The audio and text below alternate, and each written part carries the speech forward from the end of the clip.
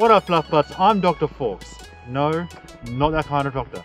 Today I'm here to try a few experiments. I have recently found out about something called light photography, and it seemed really cool to me, and I thought I had a lot of good ideas of what Fawkes could do with this kind of photography.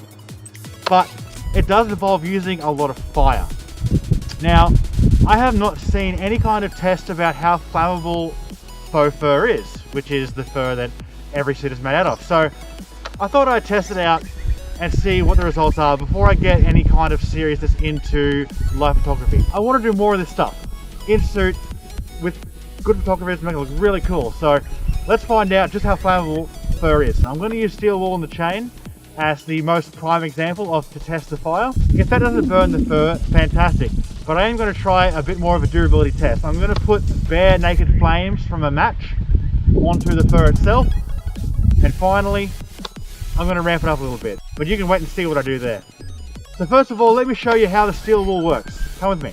Okay, so the first thing you'll need is a whisk with a nice big open hole at the end. The second thing is a chain. So a nice chain with a hook straight through the whisk. And there we have the main component of the sling. Okay, so you're going to need some steel wool. I've got the grade 00 very fine, and it comes out in a nice big roll like this. Get a nice little tuft like that. Pull it off. And now we're going to go to the next thing. So you got your steel wool here, nice and balled up. You can make sure it's aired out a little bit so it can catch a flame. And you stuck it inside your whisk. You can put more in than that, but that's probably plenty enough for this kind of experiment here. So to ignite this steel wool, all you need is a 9-volt battery and just touch it to the wool. You can see it creates a bit of a spark, and that should go out on its own. But if you start moving it in the wind, it will catch a bigger flame. That's what I'm about to show you in just a moment as we test this on the fur. As you can see, I've got 4 kinds of fur to test. We got mink fur. This is the same fur as Beagle in Red. This is Beagle in Red's fur. This is luxury shag, the most common kind of fur out there. Then you got a bit of toy fur, which is the cheap stuff. I'm not sure how that'll turn out. And then the really expensive nice fur. This is the same kind of fur that Fawkes is made out of.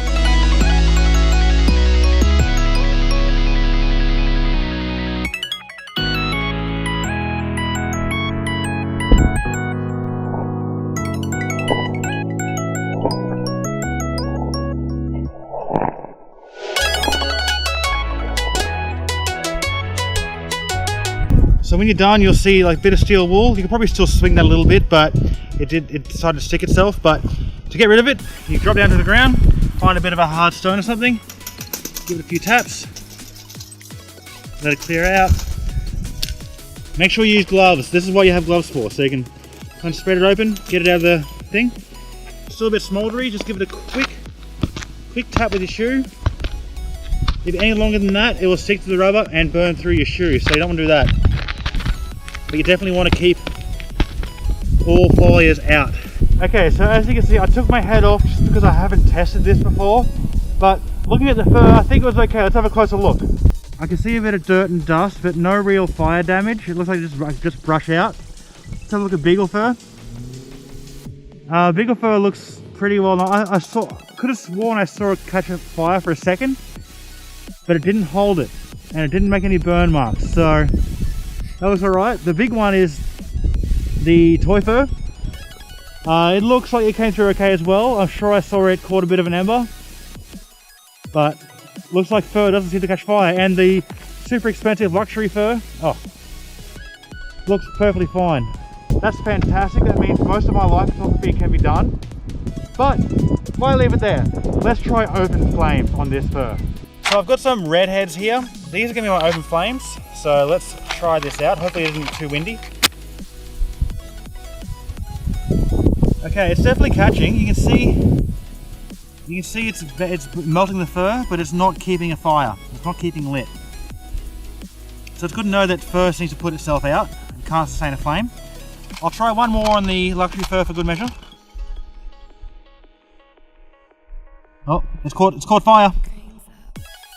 Let's see what it does.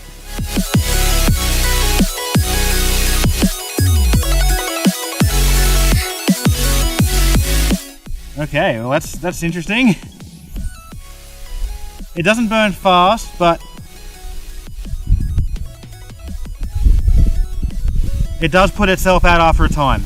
Okay, so luxury shag can burn, but it doesn't seem to sustain a flame. Let's try the Mink Fur.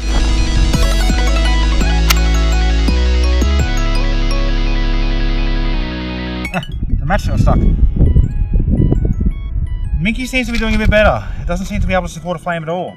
Okay, let's try the toy fur. I think this one, if anything, this one will be the worst.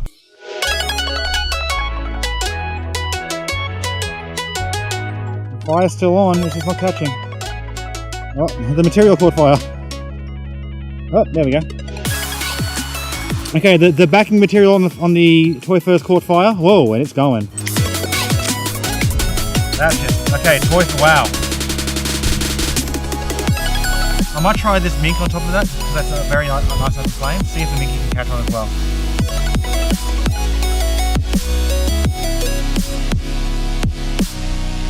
No, minky does not want to catch. Mink does not want to catch fire. Look at that.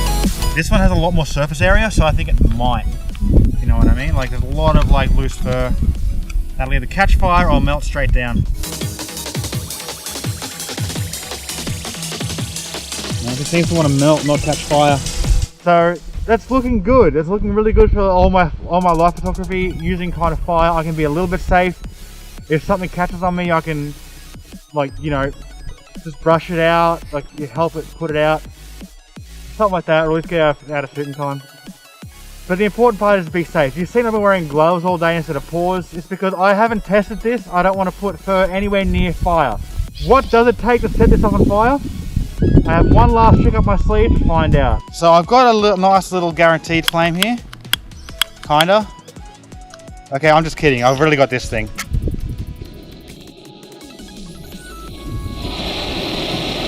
Yeah. You probably can't see that, but that's definitely on fire.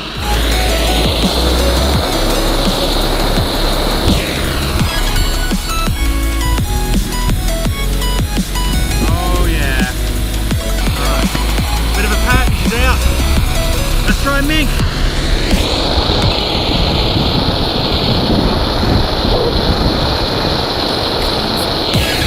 No.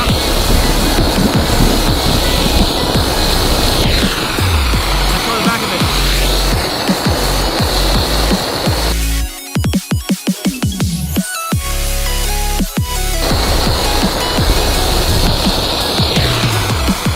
Mink fur does not hold the flame at all. Look at that.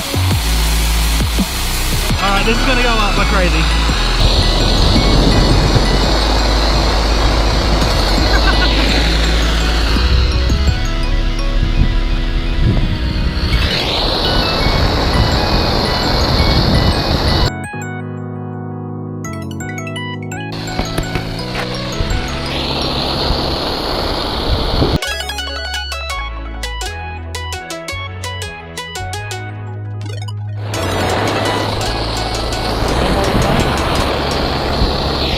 Okay, well, good news. Most furs don't hold the support of flame. I will say, like the luxury shag, I didn't burn it for as long, but it did catch fire. But it wasn't a very vicious burn. It held up okay, it melted a lot, and it's nice black and crusty. The mink, it's like super hard right now, and like literally just tearing apart. But again, it could not sustain a flame. It had super heat on it and it's put itself out, so that's a really good sign. The super luxury, the expensive stuff, even for being as fluffy as it is, really couldn't catch fire at all. Like, that is melted just because I kept the flame there. That's the only reason why, really. And of course, that is all that's left of the toy fur. If you want to make good quality fursuits, don't use toy fur, especially if there's going to be any kind of open flames around there, which there shouldn't be. There should be no open flames around fursuits. Alright guys, thank you very much. Look forward to some of my photography. I will do some more of those steel wool tornado things. They look really cool, but I definitely want to get more into it. It's a lot of fun, and I had to make sure it was safe to do in fursuit first. I'm glad to know that it is. That means now I can go out and make them. Alright guys, I'm Dr. Faux, not that kind of doctor. We'll see you next time.